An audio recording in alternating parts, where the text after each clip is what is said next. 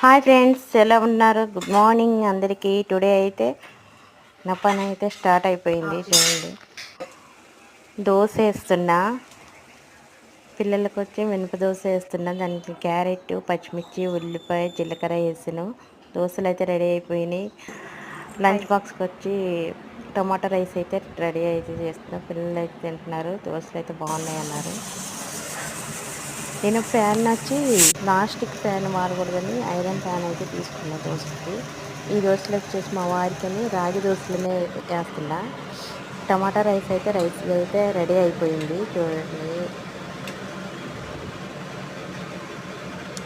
మీరేం టిఫిన్ చేశారు, పిల్లలకి లంచ్ బాక్స్లో ఏం పెట్టారో కామెంట్ బాక్స్లో చెప్పండి. ఈ వీడియో లైక్ చేయండి, షేర్ చేయండి, సబ్స్క్రైబ్ చేయండి.